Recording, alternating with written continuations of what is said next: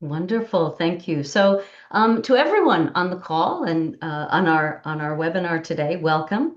As you may have noticed, there are three major organizations that have collaborated to put this together today. So thanks to all of you for coming, and thanks to the European Association for the Education of Adults, the COLO, the Coalition of Lifelong Learning Organizations, and AAACE, the American Association for Adult and Continuing Ed. I feel like I should quiz myself, making sure that I got everyone's organizational name correctly. But most of all, thanks to everyone, our panelists and our visitors, for engaging in this sharing of learning and experiences today. So welcome. Okay. On that note, let's get right to business then. Our panel will include four esteemed members, one of whom is Zvonka Pangerk-Parnek. She is the head of Information and Awareness Raising Unit of the Slovenian Institute for Adult Education, and she has been at the SIAE for 30 years. Thank you and welcome to Zvonka. Lauri Tuomi, you already heard from. He is the current president of the European Association for the Education of Adults, EAEA. He is from Finland, and where he also serves as the CEO of the Finnish Lifelong Learning Organization. Good to see you, Lauri. Thank you for joining us this afternoon to both of our European panelists. To represent this side of the pond, as we would say, we will also be joined by Judy Alampriz. Judy is a sociologist who has spent her professional life leading research, evaluation, and technical assistance projects related to adult skills and workforce development. Her international activities include work with UNESCO and OECD, and she currently serves on the COLO board. So good to see you, Judy. Thank you for joining us. And last but of course not least, Marcy Bukovalis is a professor emerita of human development of Virginia Tech, if I'm correct on that. Marcy, sorry, I didn't include that, Virginia Tech University. She is a current board member and past president of COLO, former VP of North America for the International Council on Adult Education, and past director of the Commission of International Adult Education in AAACE. She was inducted into the International Adult and Continuing Ed Hall of Fame in 2003, and she served two three-year terms on its board. She has proudly been involved in adult education and learning for nearly 50 years. So thanks to all of our panelists for joining us today. The way we are going to start this discussion, or actually run our discussion, is I'm going to ask each of our panelists to add a little bit more to their introductions, and also to address somewhat briefly this how they approach lifelong learning, what their definition is, right? Kind of what their lens is and their perspective. We have three questions that we're going to ask to the panelists, which will take a wonderful chunk of our time. And then at the very end of that, we will have some time for questions that we'll use the chat window to facilitate. So unfortunately, we won't be able to take questions during the session, but you'll see we have plans for that coming up after that. So any questions about housekeeping or timekeeping, please feel free to put it in the chat window. We'll all be looking at that too. Okay. So without further ado, in somewhat random order then, Zvonka, would you like to add to your anything I said about your background and explain kind of your approach to lifelong learning, your definition? Mm-hmm. Yes, gladly. So good afternoon from Ljubljana, Slovenia. It's nearly 4 o'clock in the afternoon. So it has been a long working day here at the Slovenian Institute for Adult Education. Together with my now around 50 colleagues, we have worked hard, and we will as well in the future, because we have quite a lot of money. I'm putting it like this, because we have a lot of ESF projects, quite a lot of national funds and other resources. Lots of money means lots of work, but we're happy about that. Of course, there are issues. Anyhow, I joined the Institute in the exciting year of 1996. You might recall, especially the European part, that it was the European Year of Lifelong Learning, that we had Jacques Delors and his co-workers producing the Delors report in the same year, that we had a memorandum on lifelong learning which defined actually lifelong learning and also called on member states to develop strategies on lifelong learning. Slovenia is one of the countries that did design a strategy, unfortunately, and it was a very good one. Marcy before mentioned our first director, Dr. Zoran Jelenc. He was actually the one who wrote this strategy together with colleagues, of course, but the strategy remained at the ministry and didn't really get into life. Of course, we're implementing lifelong learning in several ways, and I will talk about that later on. But the strategy itself as a paper is just a paper, unfortunately, because maybe it's a utopian one, I would say. But for me, lifelong learning is depicted by a few short words. From cradle to grave, then all walks of life. I'm referring here to the Delors report. So to be, to know how to do, and to live together. And the three forms of acquiring knowledge and skills, so formal, non-formal, and informal. These are the ones that have been driving my work, our work at the Institute. But there was also a special moment in 2011 when the European Program Agenda for Adult Learning was published. And in this document, it was stated that adult learning and education appears to be the weakest link in the chain of lifelong learning. And I have made it my mission, together with my colleagues, of course, to prove the contrary. So that's all for now. Wonderful, Zvonka. Thank you. And we look forward to further hearing from you as we get through the panel. Lauri, what would you like to add to your introduction and your approach to lifelong learning, your definition? Thank you, Christy, and I really much agree with what Zvonka already said. Maybe I could share with you some viewpoints on lifelong learning. As I'm also the CEO of Finnish Lifelong Learning Foundation, which has operated already 151 years, supporting society and especially lifelong learning opportunities and adult education opportunities to everyone. So, and also at the same time, if you look at the history of Finland, one of the poorest areas in not even independent country, has developed to become one of the most successful countries. And it has been seen that lifelong learning has had its fundamental role. In this respect, I really like the statement which is made by UNESCO that lifelong learning is a fundamental right for everyone.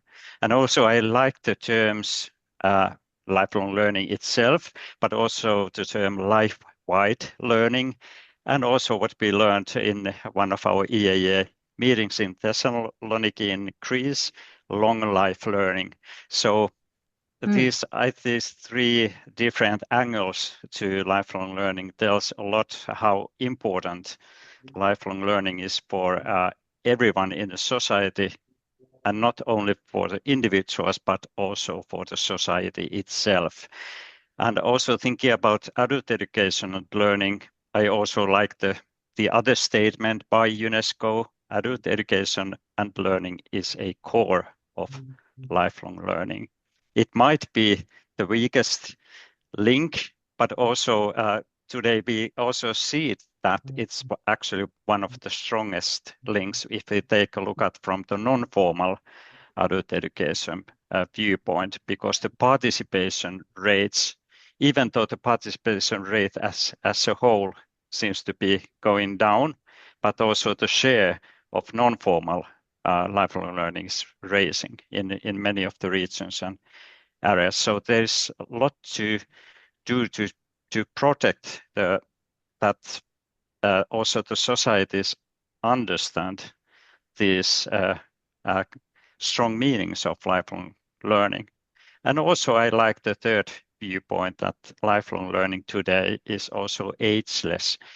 So it's very important that the young adults are taken into account, and also the oldest ones in the society. That's just today's sort of statistics from our adult education center. We operate one of the adult education centers in Helsinki area in Finland, and we also already have statistics for the people or participants who are over 80 years old, and the number of participants is rising all the time. And it's something I really admire, that lifelong learning should be seen to be also ageless. So it's something which is important for everyone to have access and opportunity to learn throughout the lifetime. And also, I think the other forms of learning could learn from each other, formal, non-formal, and informal learning. So in this sense, the kind of holistic point of view to lifelong learning should be also taken into account. So maybe these points at this stage. Thank you. Wonderful, Lauri. Thank you so much. Judy, how would you like to add anything to your bio, and also to just tell us where you're coming from in terms of understanding and framing lifelong learning? Thanks, Christy.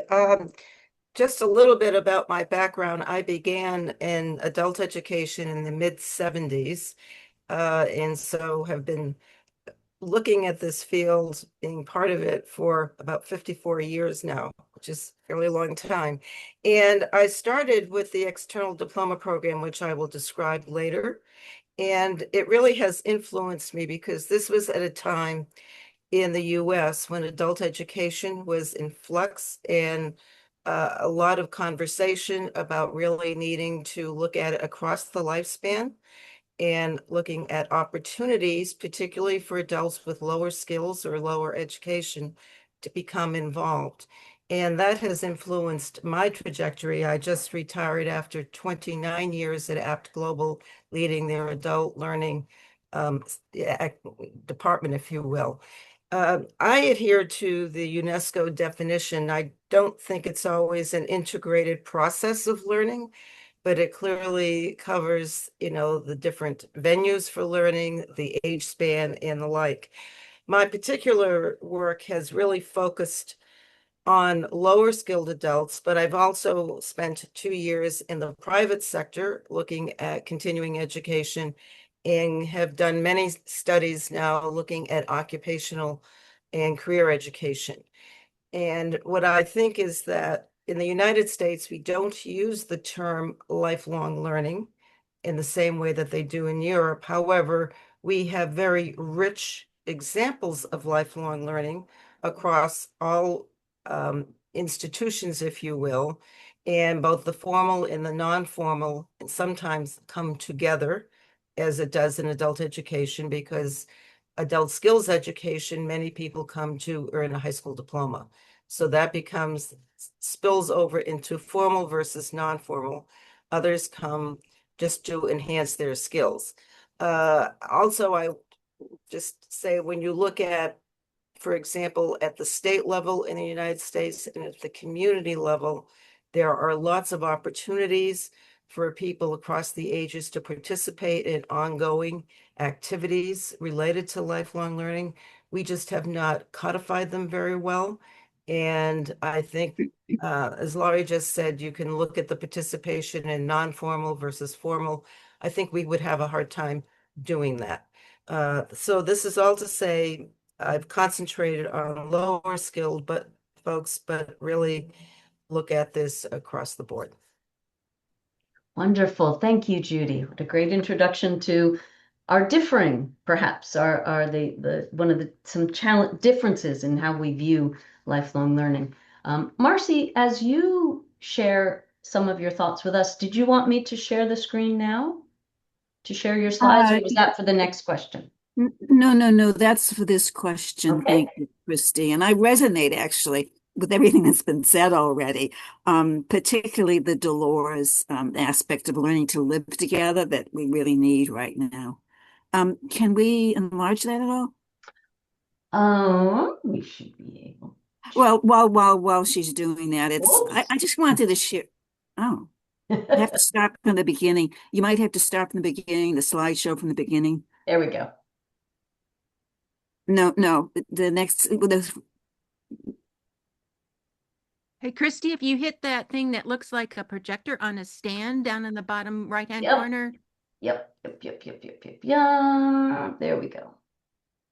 Anyway, I want to share with you an image that's important to me because I'd like to. The image is the image of our planet, and the reason I want to do that is because it's the next slide. It's the second slide. Anyway, there's an image of a planet on there, and so I just want to welcome everyone home. Anytime I do any kind of international work, or even among subcultures here in the United States, I'm always reminded that, what are we doing here? Okay, well, I'm going to ignore that. I just always reminded that we honor our differences, but we have an awful lot in common. And there's just two areas that I want to highlight that guide me. The first one is, and then no special order. The first one is that, we all share the same emotions. Happiness, sadness, fear, surprise. We all share the same emotions. And not only that, the research is really compelling that the facial expressions that accompany these emotions are universal. And so it's just another way of communicating, another way of understanding where someone is coming from, and another way of saying, hey, we're all in this together. But the second thing that I wanted to share that it's hardwired into us. That's my point. And the second thing that I wanted to share, and some of you have heard me talk about I think of lifelong learning as development in nature. And there's two trajectories, and they're complementary trajectories. And I know some of you have already heard this, so bear with me.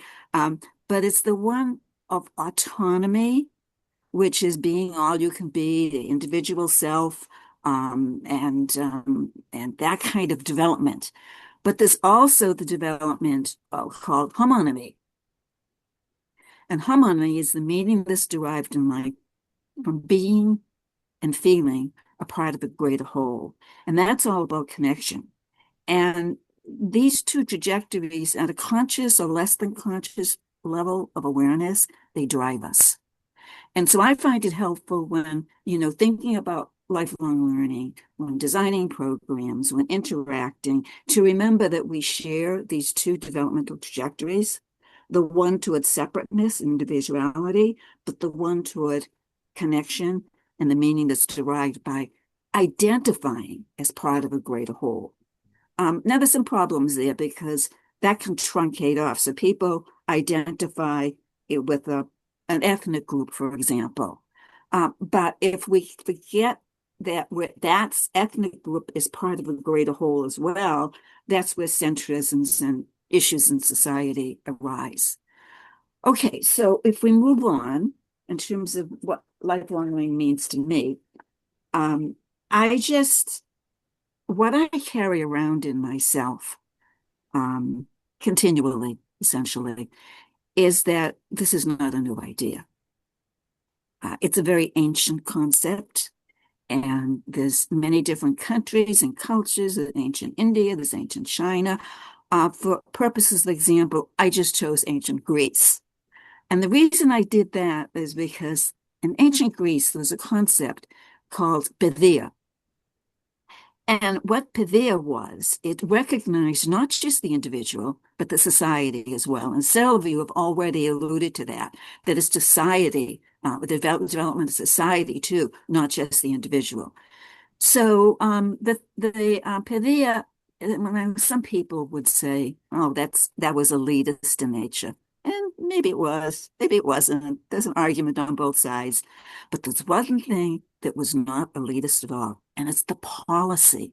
The policy of ancient Greece was also a fund, and it was called the Theorikon. And what that fund and policy was all about, it was funds that were earmarked for even the poor to attend theater. Mm. Why? Because theater wasn't just entertainment in nature. It was helping people understand humanity. So whether it was Aristophanes or the Sophocles or Aeschylus or any of those playwrights, their intent was to draw people in and help them understand the human condition. And I think that's pretty awesome that we had a policy and a fund. And the bonus of it is that there was a really strict stipulation that it was not to be touched even in times of war. There was no taking that fund away and putting it someplace else. Okay, so that's where I'm coming from. And then of course we have Comenius that you Europeans know better than we do here in the United States as the universal education. But the reason I'm bringing him up is because he was very prescient. It was ahead of his time. And that he actually vocalized education for all, including the disabled. No one was left. No one was left at all. And today we have some issues on that, but we have a big movement here in the United States. And I actually would like to hear what's happening in Europe that talks about neurodivergence as opposed to neurotypical. So many more people are being included with the effort to try to understand how they learn and what the blocks are and what the uniquenesses are of their learning. Okay, all of that brings me to what I consider lifelong learning is a much broader concept.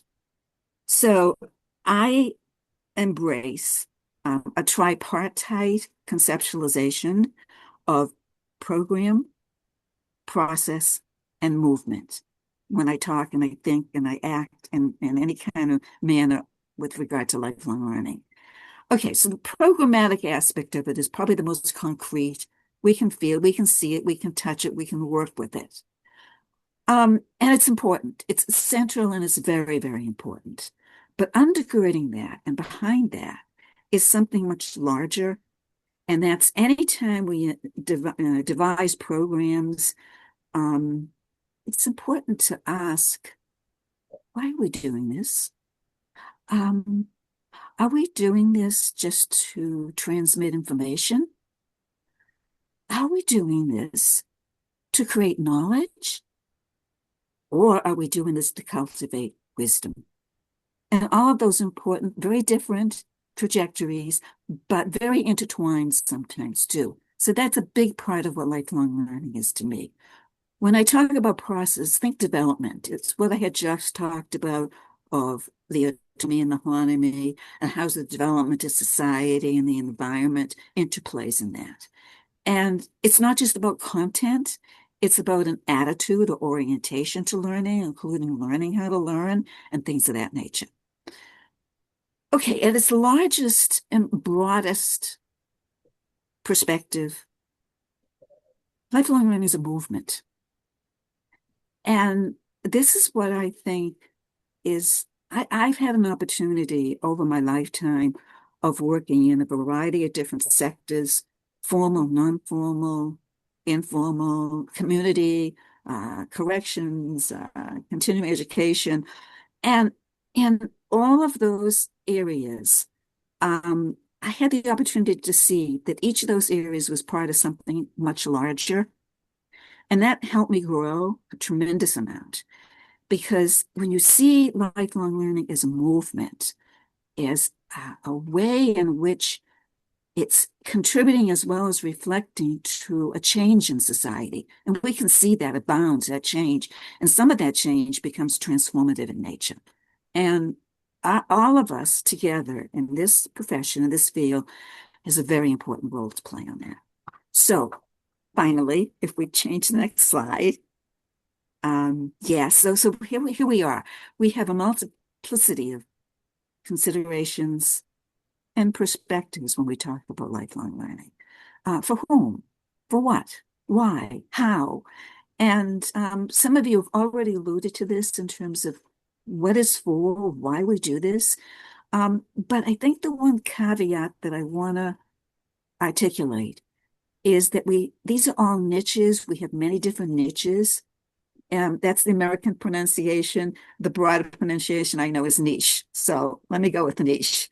But what I'm saying is that there's something I talk about with regard to niche digging, and that's that we know where we are, and then we dig down to become more proficient in what we're doing.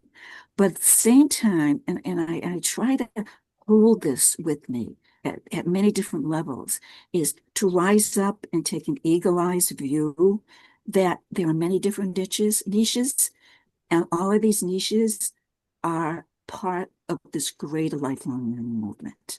Now, I will stop because I could go on forever on this, and I won't.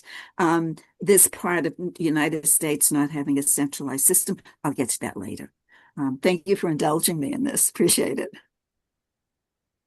Well, thank you. Thanks to all of our panelists, but thank you, Marcy, for sharing that. And my apologies for not being as great a multitasker as I think I am in my head, right? So everyone, now